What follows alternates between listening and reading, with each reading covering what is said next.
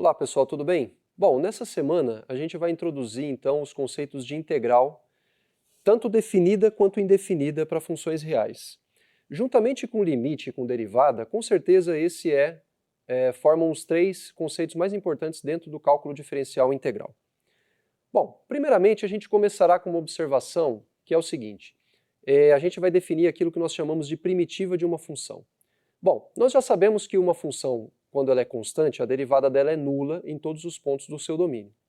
Entretanto, uma pergunta que fica é, será que todas as funções cuja derivada se anula em todos os pontos do domínio, de fato são funções constantes? Então, um exemplo que a gente cita, que fala para a gente que de fato nem todas as funções que têm derivada nula, elas são constantes, é por exemplo o exemplo da função f de x. Observe que essa função que vale 1 à direita de zero e vale menos 1 à esquerda de zero, ela é uma função cuja derivada é igual a zero para todos os pontos nos quais ela é diferenciável, no caso ela só não é diferenciável na origem, entretanto a gente não pode dizer que ela é uma função constante, ok? Muito bem, entretanto, quando a gente está restrito a um intervalo, ou seja, se nós temos uma função que é diferenciável em um intervalo da reta, então, pelo teorema do valor médio, é possível a gente mostrar que se a derivada é zero em todos os pontos desse intervalo, então necessariamente uma função tem que ser constante, ok? Daqui a pouco a gente vai entender por que eu estou fazendo essa observação, ok? Bom, primeiramente vamos definir o que vem a ser uma primitiva de uma função. Então a gente diz que f é uma primitiva de uma função f minúscula, ou seja, f maiúscula é uma chamada primitiva ou ainda uma antiderivada, tem alguns livros que tratam, mas é um pouco mais raro, né? Dizemos que f maiúscula é uma primitiva da função f minúscula no intervalo i, se a f maiúscula for uma função cuja derivada seja igual a f minúscula, ok? Então a primitiva de uma função, é por isso que ela também é chamada de antiderivada, porque é uma função cuja derivada é igual à primeira, ok?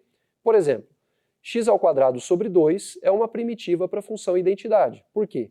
Porque a derivada de x² sobre 2 é igual a x, perfeito?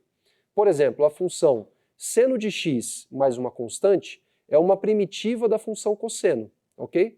Por quê? Porque a derivada da função seno de x mais uma constante, quando a gente vai derivar essa função, a constante, a derivada dela será igual a zero e, portanto, não terá nenhuma contribuição, e, portanto, a derivada dessa função será igual a cosseno. Então, de fato, seno de x mais uma constante é uma primitiva para a função cosseno. Isso daí vale para toda constante real, ok?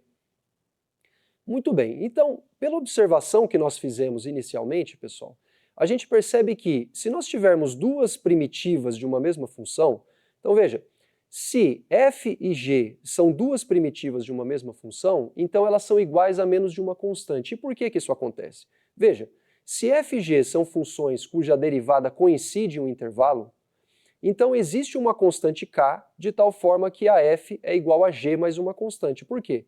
Porque f menos g será uma função diferenciável no intervalo i, cuja derivada será igual a zero. Então isso significa que essa função será igual a uma constante.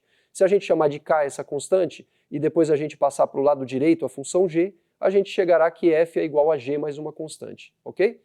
Dessa forma, pessoal, a gente chega à conclusão que quando existe uma primitiva associada a uma função em um intervalo, na verdade existe uma família infinita de primitivas, porque qualquer deslocada, qualquer função que você some, qualquer primitiva que você some uma constante, vai te dar origem a uma função que também é primitiva da mesma função, ok? Por esse motivo, quando a gente se refere a uma primitiva de uma função, na verdade a gente está se referindo a uma família de funções que são iguais a menos de uma constante. E a notação que nós temos para denotar isso é exatamente essa daqui, que é a chamada integral indefinida de f de x dx, ok?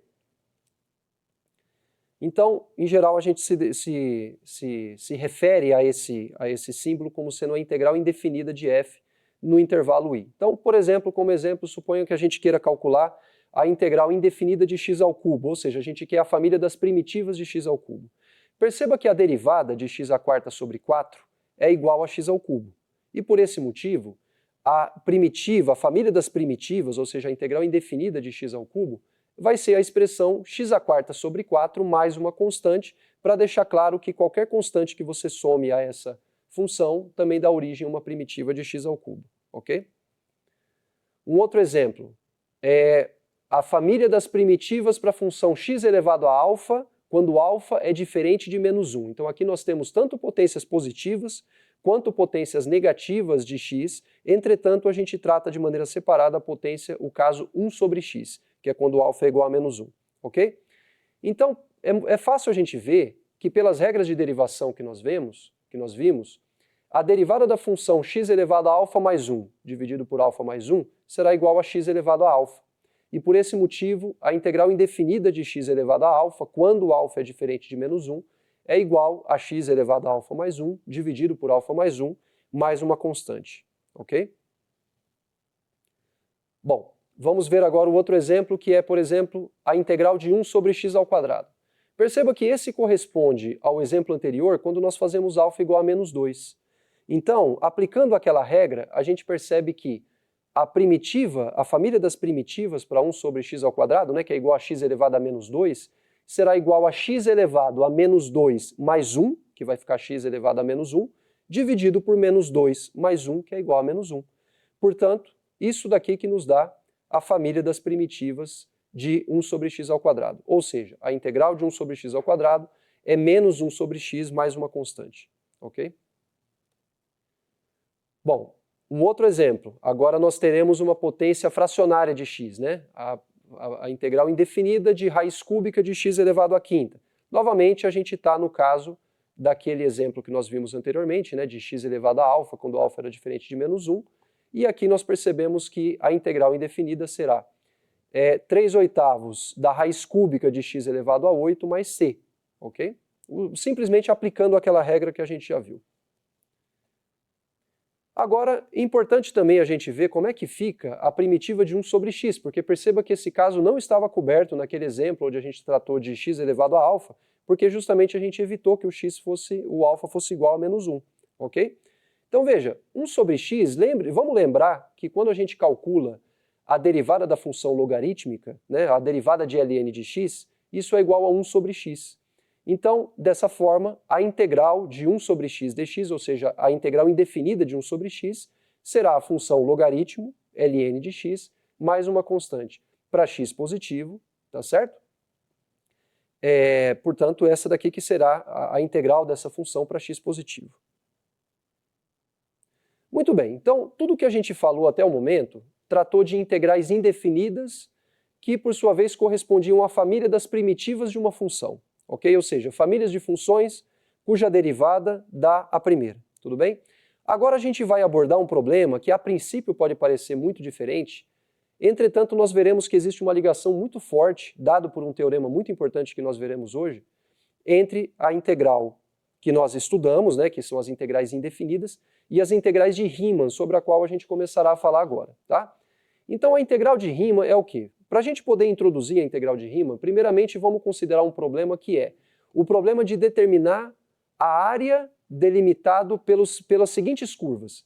Pelo eixo x, pelas retas verticais x igual a x igual a b, e delimitado superiormente pelo gráfico de uma função que a gente vai supor aqui por um momento que seja uma função estritamente positiva.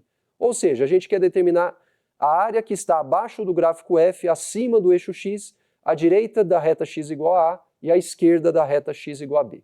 Bom, a gente não sabe calcular esse tipo de área, a menos que essa função f faça com que essa região seja, por exemplo, um triângulo, ou um trapézio, ou um retângulo, tá certo?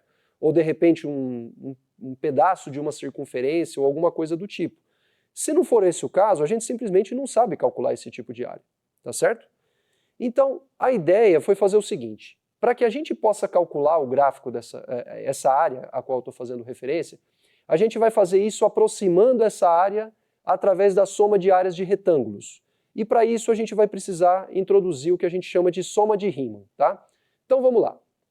Vamos considerar um intervalo AB, né? Onde a gente está supondo que f é uma função que está definida no intervalo AB, e antes de mais nada a gente vai considerar o que a gente chama de uma partição do intervalo AB. O que é uma partição? É um conjunto de pontos entre A e B, onde o primeiro corresponde a A e o segundo corresponde a B, ok? E todos os outros são todos distintos entre si. A gente diz que a amplitude do subintervalo de xi menos 1 até xi a gente denota isso por ΔXi, ou seja, é o xi menos o xi menos 1. É o comprimento do subintervalo da partição. E dado Ci, um ponto arbitrariamente escolhido em cada um dos subintervalos, a gente vai chamar o número de somatório de f de Ci multiplicado pela amplitude do subintervalo xi. Quando i vai de 1 até n, a gente chama isso de soma de Riemann de f, subordinada à partição P e também à escolha dos Cis. Bom, geometricamente, a soma de Riemann corresponde ao seguinte. Imagina que nós tenhamos essa partição do intervalo AB. A, x1, x2, x3, x4 e o último elemento da partição é o próprio B, ok? Aqueles números que estão dentro do somatório, não sei se vocês lembram, mas eram f de Ci multiplicado pela amplitude do subintervalo. Ora, isso corresponde à área do retângulo, que tem por base cada um dos subintervalos e como altura o número f de Ci. Tudo bem? Então, aquele somatório, a soma de Riemann, corresponde precisamente à soma das áreas desses retângulos que estão em vermelho, ok? E é de se esperar que quanto mais a gente refine essa partição, ou seja, quanto mais elementos nós consideramos na partição, e quanto menor for o máximo subintervalo que nós temos na partição, mais próximo da área de f, mais próximo da área que nós estamos procurando, estará a soma de Riemann, tá certo?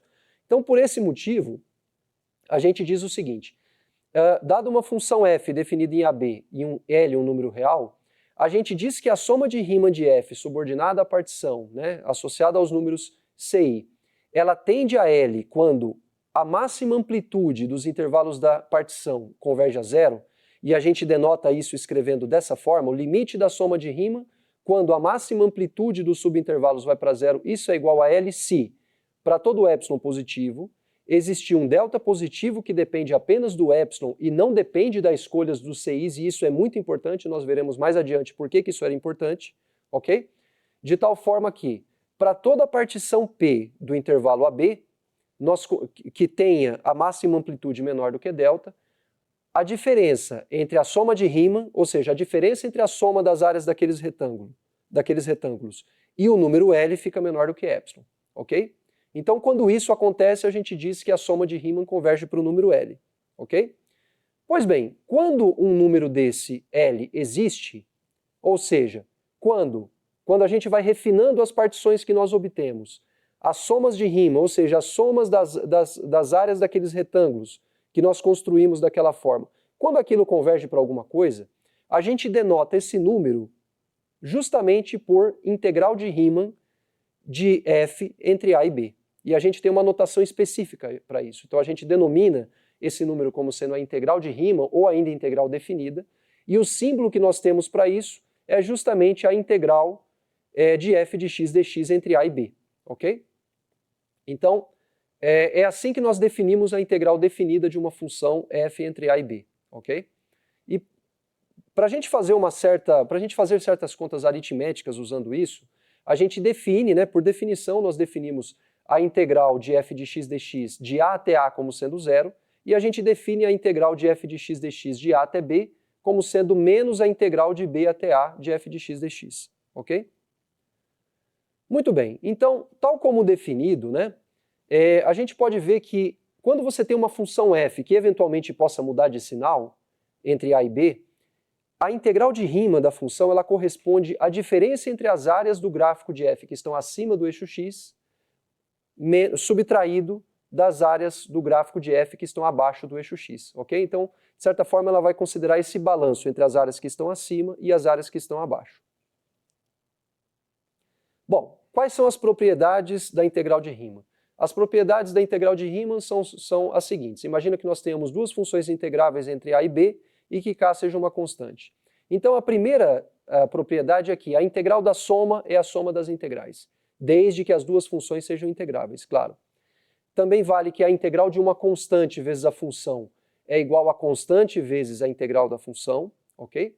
Se nós tivermos uma função maior ou igual do que zero entre A e B, então seguramente a integral de Riemann dessa função entre A e B também será um número maior ou igual do que zero.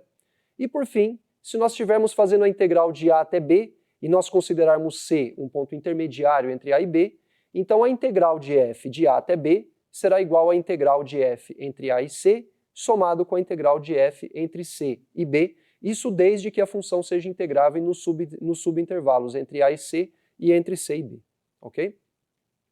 Bom, pessoal, então nessa videoaula de hoje, nós vimos a definição do conceito de primitivas, nós vimos a definição do conceito de integral de Riemann e nós vimos qual que é a interpretação geométrica da integral de Riemann. Então, nas próximas aulas, nós veremos a conexão entre esses dois importantes conceitos, que são a integral indefinida de uma função e a integral de Riemann, ou ainda integral definida de uma função.